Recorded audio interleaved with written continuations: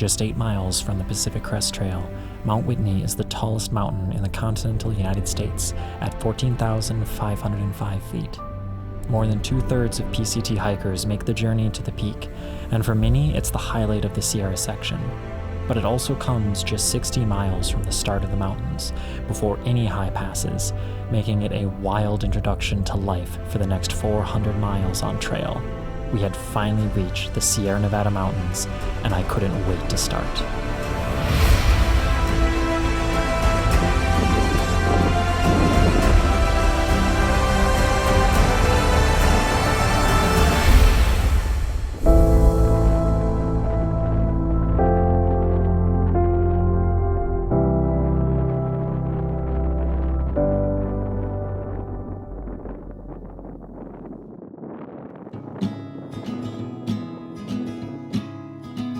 The Sierra section stretches 400 miles, starting in Kennedy Meadows South, and is most people's favorite part of the adventure, with enormous climbs, spectacular views, and a path much farther from civilization.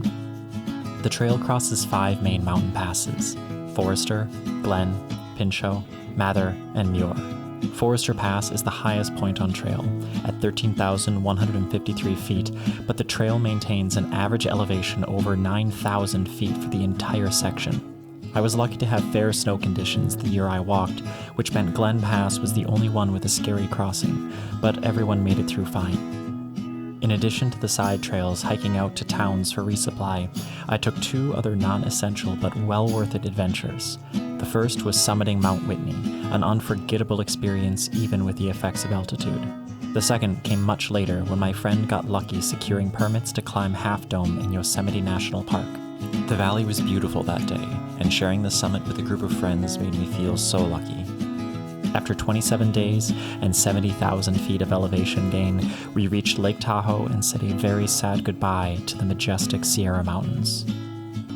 And I see a lot of faces, it's just like ours. Oh, you did it? It's the Sierra Boys! Oh, yeah! It's in another way that I am knowing that the love can stay out down by the water, singing our songs, my darling, the loving songs going down. The approach into the mountains was long and gradual, filled with wide open meadows and distant peaks that tempted us with what was to come. We reached our first alpine lake named Chicken Spring Lake, and despite it being the coldest water I felt on trail, I had to take a dip myself. It was the first of many swimming afternoons I shared with my friends on our adventure. Each day felt more and more majestic, but strangely it felt like the mountains hadn't quite opened up yet, making me anxious for what the tallest mountain in the continental United States, that was only a few miles away, would feel like when we reached it. Oh, Milky Way is coming. Milky Way! Milky Way! Watch out, there's a camera on trail. We finally reached Crabtree Ranger Station, and were met with a wonderful surprise to find our extended trail family relaxing after a successful summit. They reported that the snow was tame enough to do a sunset climb instead of a more traditional sunrise hike. Also, I haven't been able to introduce the extended trail family properly, and this was the best picture I had of everyone. Caterpillar, Road Salad, Sparkles, Captain, Lumberjack, and Chippy. We're missing Toon here, but, if I take a photo from her legendary karaoke performance and just mash the Photoshop key just a bit, there we go. We leapfrogged with them for the entire trail, and it was always wonderful to see their friendly faces. My own group took a few hours rest at the ranger station before we set off at 3 p.m. to try to catch sunset. It was time to climb Mount Whitney.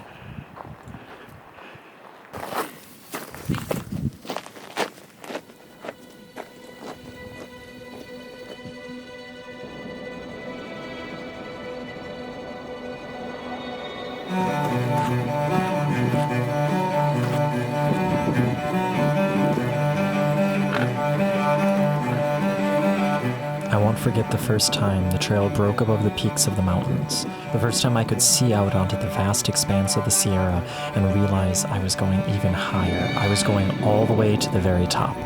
We all struggled with the effects of altitude, but pressed on, sticking together in groups and gasping for air as we rested. It was on a switchback as I caught my breath that I got some of my favorite portraits of my friends, bathed in the brilliant mountain sunshine, unable to believe the journey we were on and what was ahead. All we had to do was keep walking, and beat the sun to the horizon. Finally, the switchbacks ended, and the trail turned towards the summit to offer a glimpse of our destination. On my right, I could look down to the eastern valley, and to my left, back towards the western valley we came from. The final push up to the top of Mount Whitney. Jeez, you could just see more and more mountains emerge the higher you get. The air is thin. Feeling it. My body felt weak with altitude, but my blood was coursing with excitement, and then suddenly I was there. And my friends were all around me, gasping for breath, but with grins that stretched to the sky. We got so many pictures of us holding the Mount Whitney sign, and then in a moment that truly felt like we were a trail family, we gathered around for one of us all together.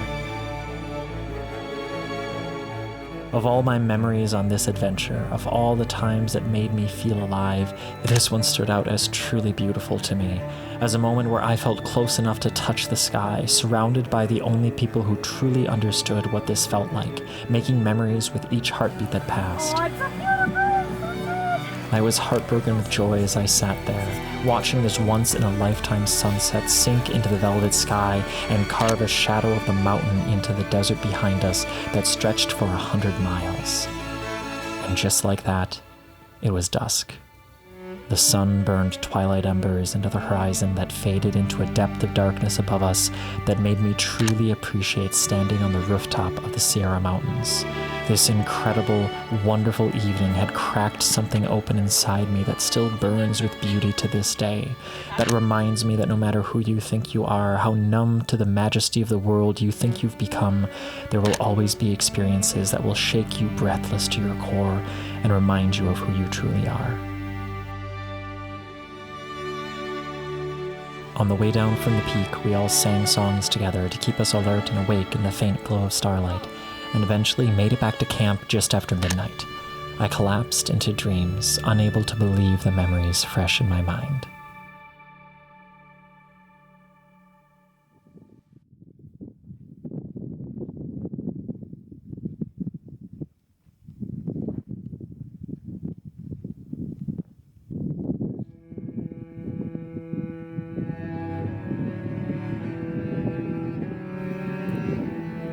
With Mount Whitney behind us, the next milestone was Forester Pass, the highest point on the PCT, only 13 miles ahead. Those miles were when I felt the beauty of the Sierra open up to us, and we even got a glimpse of Mount Whitney behind us, and a view of the thin trail we climbed up to the summit the night previous. Although Whitney was a huge milestone, for me, Forester Pass was the part of this section that felt the most prominent. Just like the LA Aqueduct represented something to me in the desert, so did Forester Pass here. So we made camp early that night, just before the pass, and reminisced in our memories from the night previous. This is the approach to Forester Pass, and it's some of the best hiking I've ever done. Just the mountains, the distance, the sun just coming up, and then past some, I'm not exactly sure where it is there, but it's just beautiful everywhere. Dawn in the mountains is one of my favorite times, and the approach up to Forester Pass felt storybook to me. Snow and ice bit against my trail runners, and I marveled that just weeks prior I was struggling through the heat of the desert, and now this was my footpath. For 700 miles, I was walking through the desert, blazing temperatures, scrub brush, and sand. It was just a different landscape than I was used to. But this is like where I'm from. Lots of snow, and it's cold, and the lake over there, it's frozen, and I was walking on ice, and my hands are really cold, and my lips are numb, and yeah, it's a little bit uncomfortable, but this reminds me of home. This reminds me of where I'm from. You don't have mountains where I'm from, that's for sure. But everything else, love it.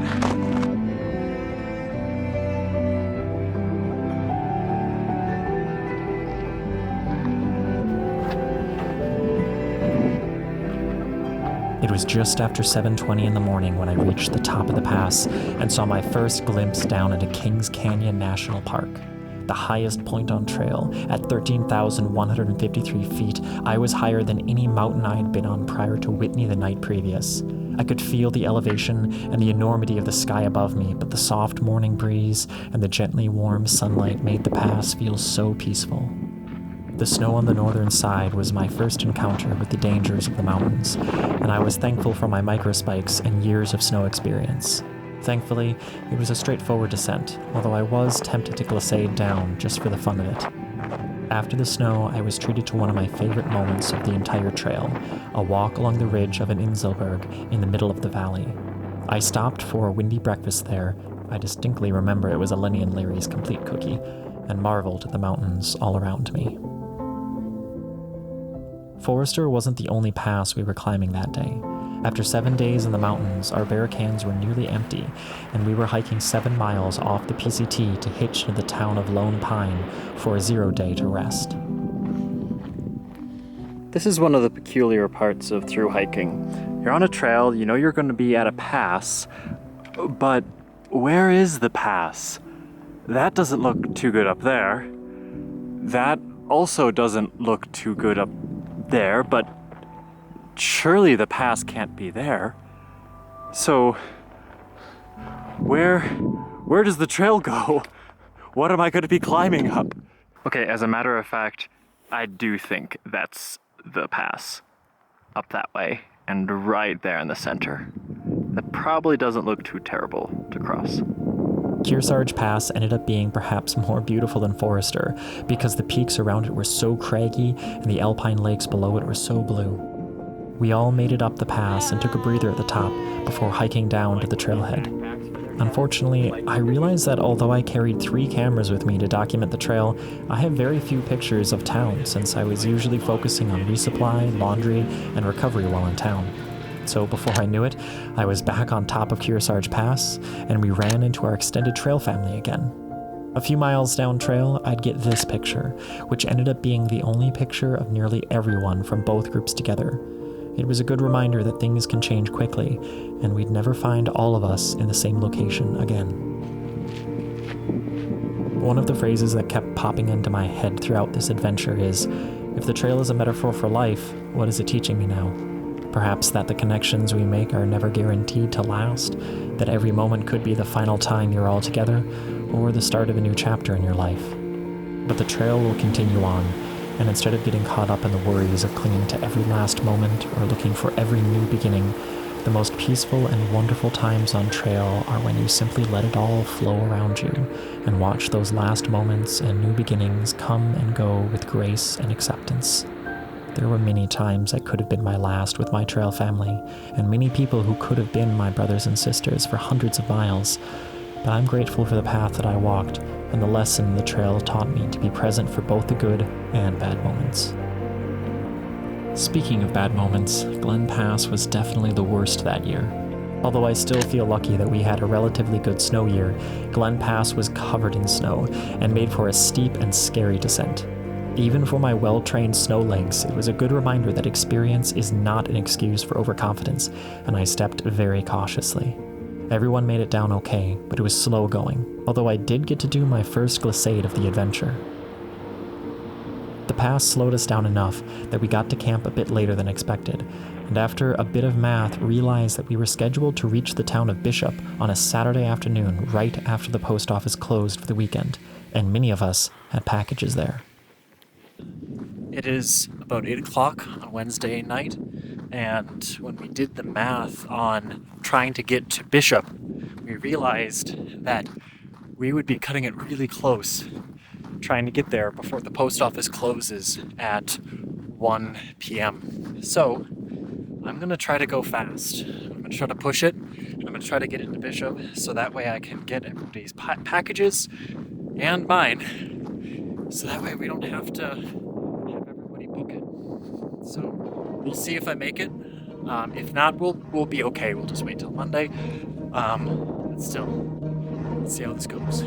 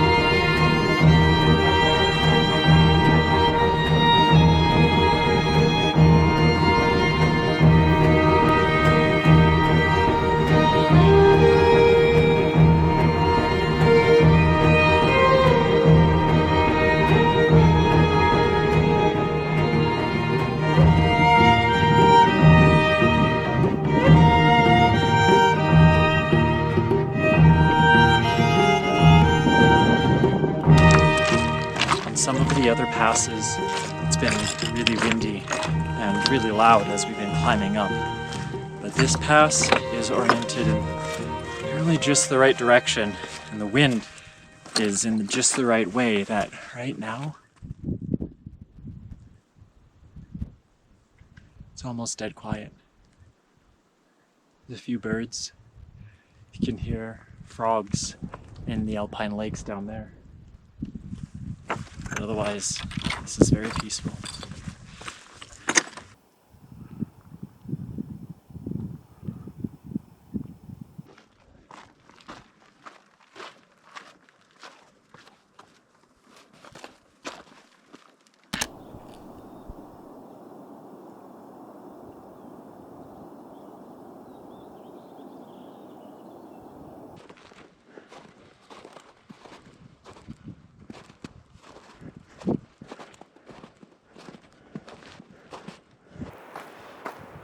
There's unfortunately another side to backpacking and going on adventures that people don't talk about it much, just because it doesn't make for very entertaining conversations or content.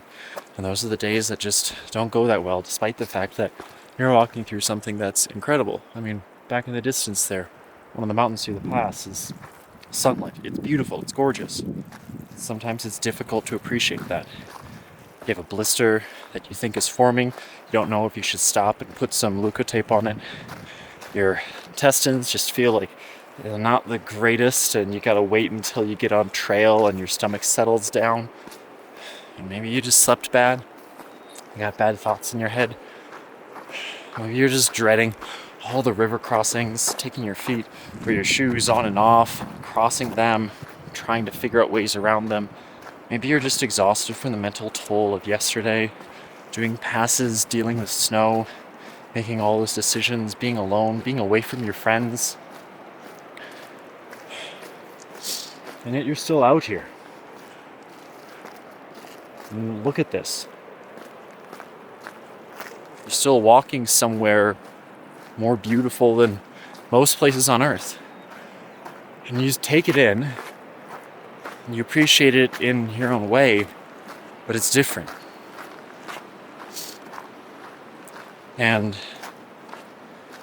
some mornings, some days, it just doesn't hit you the same, even if you're seeing it with your eyes. And it's hard because, I mean, at least in my case, I feel guilty. I feel guilty that I feel bad. I feel guilty that I'm not just jumping for joy on every, wildflower covered hill that I'm just kind of walking through right now. But people are complex, weird, strange creatures, and sometimes you can be in beautiful places, but you're not really a beautiful place yourself.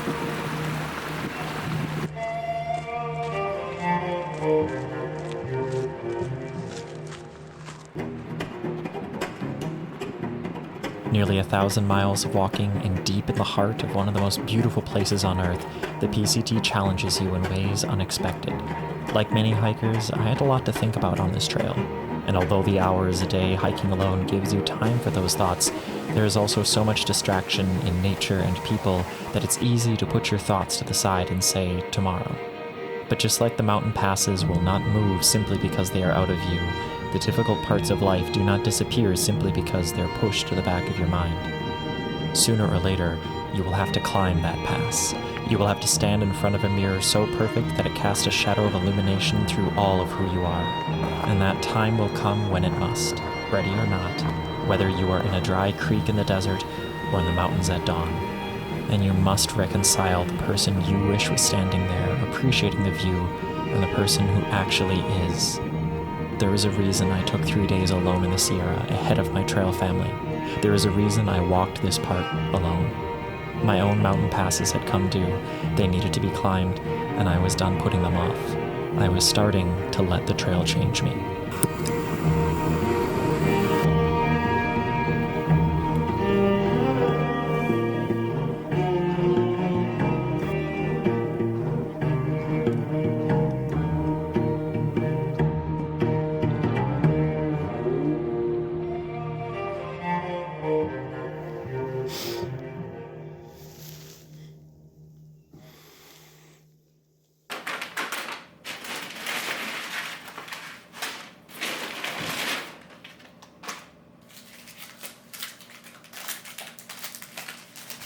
I made it into Bishop ahead of schedule, but unfortunately wasn't able to pick up the packages from the post office. Thankfully, we had flexible plans and enjoyed a 0 day in town before Chef's partner, Ben, gave us a ride back up to trail. It's here that the trail got a bit interesting because Muir Pass wasn't straightforward. The year previous, a bridge right after the pass had been damaged, and so the official reroute was to go up Bishop Pass and take Paiute Pass back to trail. However, by the time we made it to this section, reports said that the river was low enough that fording it at the bridge site was an option. So half of us decided to ford the river and see Muir Pass, while the other half decided to take Paiute Pass.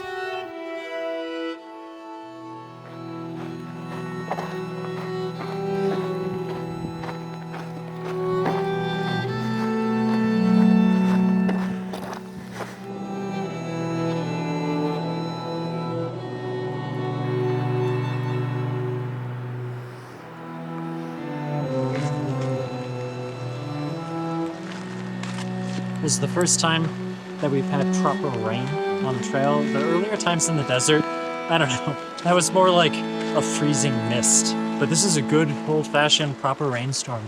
And in the high Sierras, nonetheless. I'm just coming down from Bishop Pass, and this huge, I could see it building in the distance over there, just sweeping across.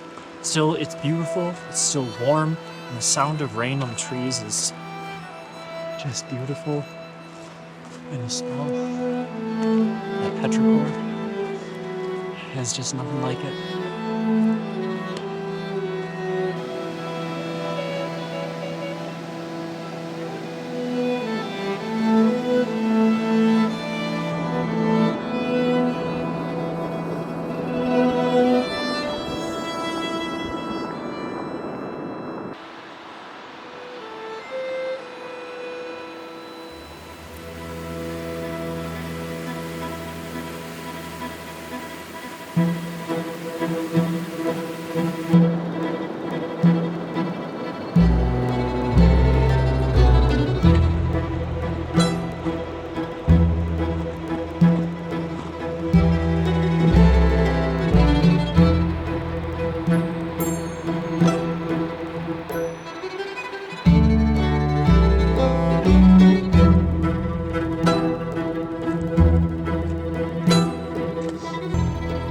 This was my morning, crawling across these snowfields, trying to find the path, though it's hidden under snow.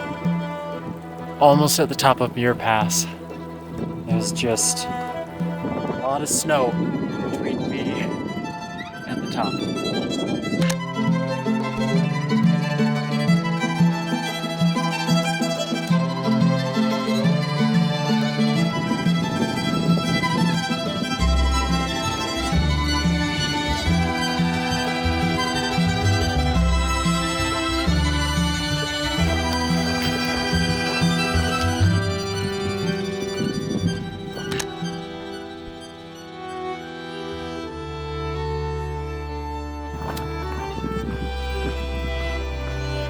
following events surrounding detouring around the broken bridge on the South Fork of the San Joaquin River got a bit complicated. I won't go into detail, but it involves multiple run-ins with rangers, someone getting swept away in the river, a friend of a friend allegedly making up said story, and ultimately a detour around the bridge completely off trail with a group of 8 led by a ranger. I found myself in that group along with Lost and Found high up on a ridgeline, looking down the valley at the first wildfire smoke we'd encountered that season. Going up and over was a unique experience in the early morning hours, and although it involved some difficult movements, everyone made it through safely. Directly afterwards, we climbed up one of the most beautiful passes on trail, Selden Pass, with gorgeous views of Murray Lake below.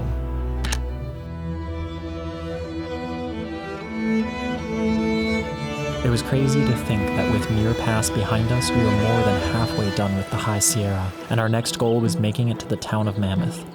Although we weren't planning on taking a zero, this resupply was special because it was the first time we rented a house for all 9 of us, instead of getting multiple hotel rooms.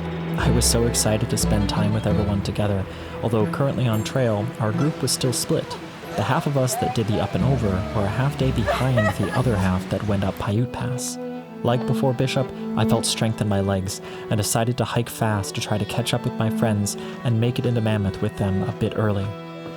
That evening and morning were some of my favorite times hiking. The faded sunlight on the peaks was gorgeous, and I liked the challenge of being on my own and seeing how fast I could go. This is one of the cool parts and also one of the scary parts of through hiking. I don't know where I'm sleeping tonight. I'm just walking until the sun goes down, trying to get as many miles in because my feet feel really good, my legs feel good, I have energy, well hydrated, well fed, just everything's going well, so I'm just hiking farther than I was planning to. At just a certain point, I'm gonna look around and realize, okay, it's a bit too dark, time to sleep, and start looking for a flat spot of ground. And that's one of the best parts of through hiking, is it can really free you from having rigid plans or sticking to schedules because you have to. Some days it's just really nice to walk until you get tired, find a flat spot of ground, and lay down, go to sleep, wake up, do it again. That's exactly what I'm doing tonight.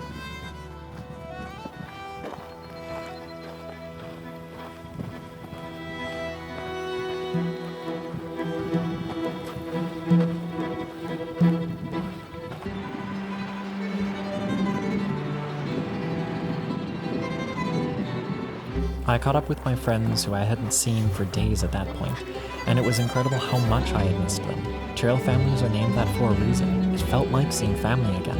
And that sense of connection made Mammoth perhaps my favorite stop on trail. I was just so happy to be back with everyone.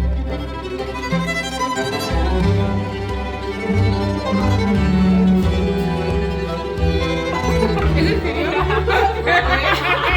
I like your pose.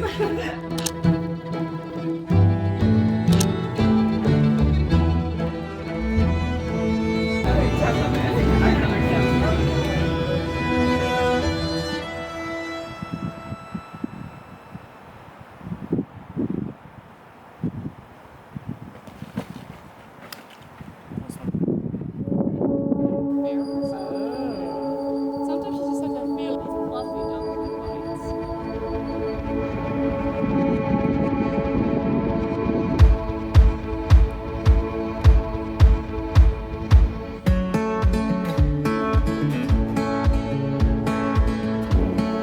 With Mammoth behind us, our next milestone was a rare side adventure to Yosemite National Park. Since I was hiking with many Europeans, the splendor of the western United States was far more inaccessible for them, and they wanted to see as much of it as possible. Those days hiking towards the bus stop at Tuolumne Meadows were beautiful, and both Snakestream and Lost and Found got supremely lucky with permits to climb Half Dome. Along the way, we crested Donahue Pass, one of the last prominent passes of the Sierra. I remember waiting for my friends at the top and comparing the landscape behind and ahead of me, and for the first time, I felt the end of the mountains in that view. Something about it felt like I was descending out of the peaks, and it is something different. Northern California wasn't that far away. But for now, I had Yosemite on my mind, and it wasn't that long before I was on a bus with my friends getting my first views of the spectacular valley.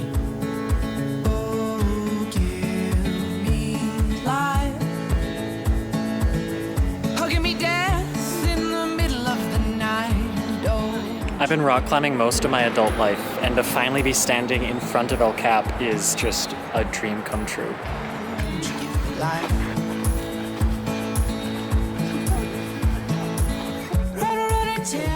Coincidentally, some of the extended trail family was also in the valley at this time, so when we set off from the backpackers campground at 4 a.m. the next morning, we had Sparkles with us for the climb up Half Dome. Made a decision just like it has to do. You made a decision just like I knew you do. Oh, give me life. I can see. Well, we're on Half Dome. Don't look away. Oh, if you do, love, I might not last the night.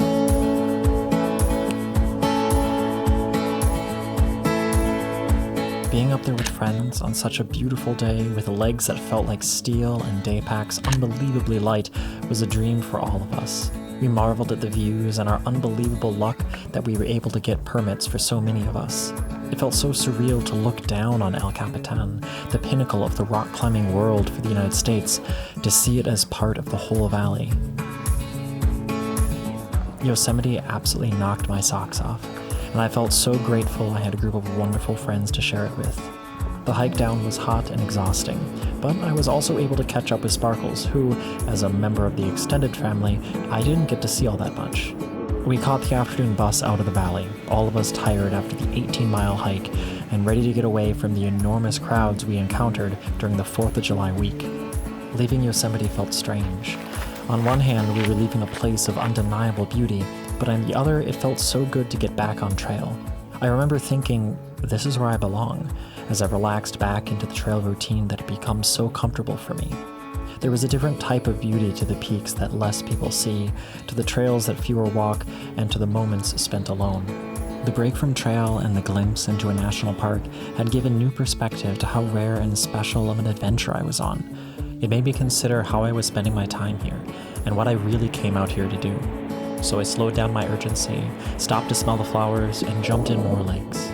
I wanted to swim in as many as I could now that I knew how few I had left. Not for the last time, I thought to myself, if the trail is a metaphor for life, what is it teaching me now? I didn't have all the answers, but I knew taking time to swim felt right to me. Unfortunately, my newfound appreciation for getting naked perfectly coincided with another wonderful part of nature. It was time the mosquitoes found us. There's a special type of madness to trying to hike as fast as you can to outrun the mosquitoes that are swarming around you, but the trail is going uphill, and so you can't hike fast enough. They're just biting everywhere, and you're just desperately trying to outrun them. The Sierras may be beautiful, but my goodness, this is where the mosquitoes hit us with a brick. This is really pretty though. Just a lovely forest. Everyone encounters mosquitoes eventually on trail, and for the timing we had, it was at the tail end of the Sierra where they hit the hardest. Our trail family usually always had dinner together, but there were a few nights that was tough.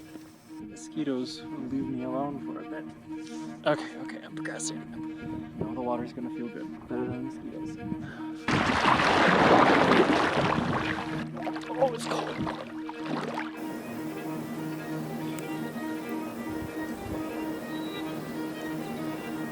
In addition to swimming more, I also decided to relax a bit on my sleep schedule and sacrifice some sleep in the middle of the night for something else I loved, pictures of the stars.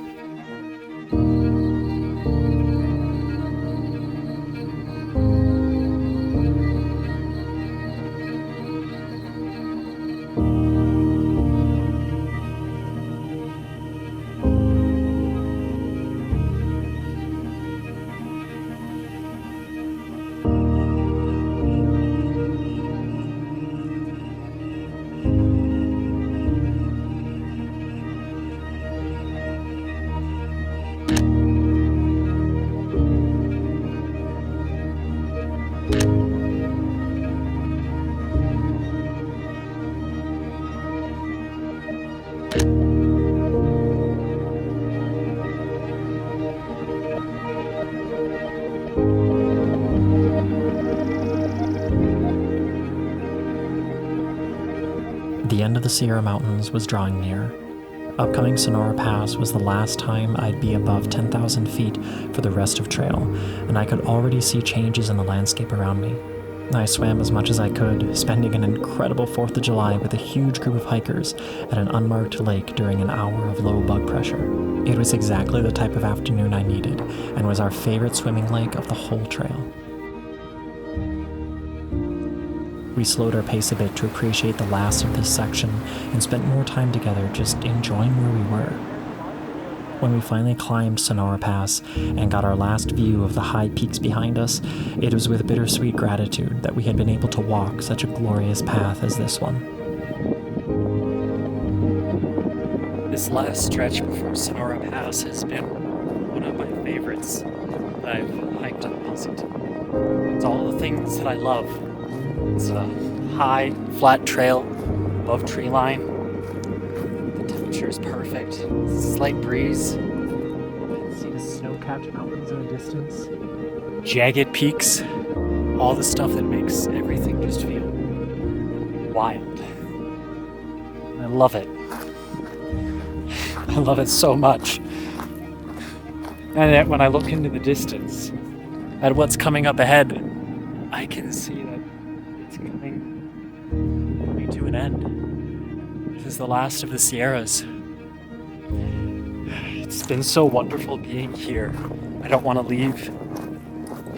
I know that I'll enjoy whatever is ahead of me, but there's something special about these mountains. There's something special about everything that happened here. It makes me feel very lucky that I was able to witness it, walk through it, appreciate it as I did.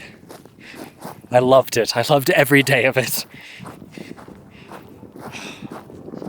And even though it's very bittersweet to say goodbye to it, I'm very excited to see what's coming next.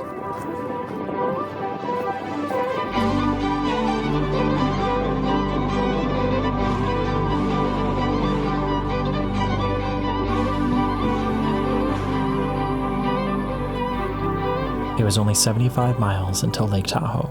After Sonora Pass, we stopped at Kennedy Meadows North for our final resupply and a bottle of champagne to celebrate crossing 1,000 miles together.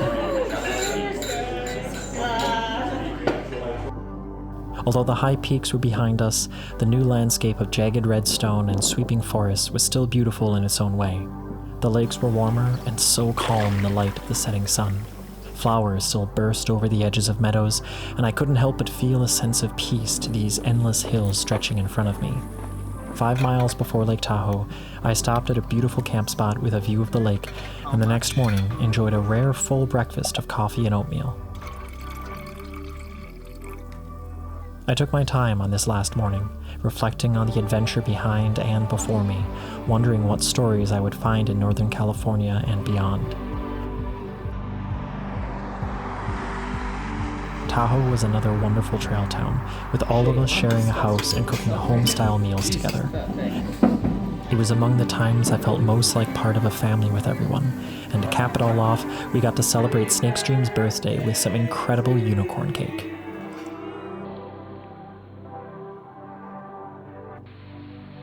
When we set off the next morning, officially done with the Sierra section, it felt like a different type of adventure, knowing what we had just finished.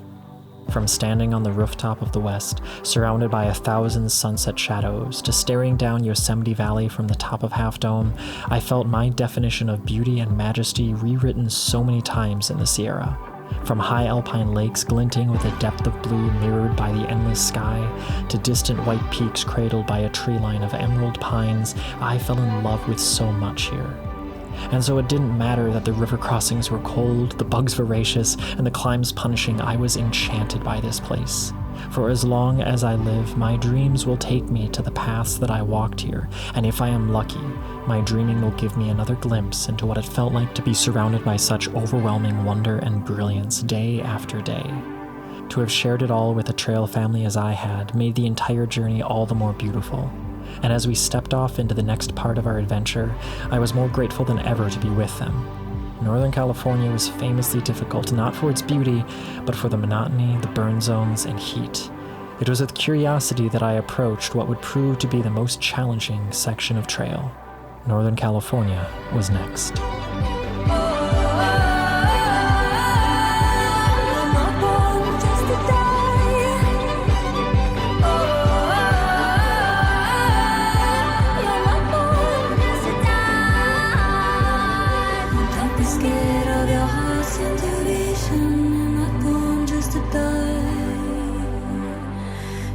Scared of your heart's intuition, you're not born just to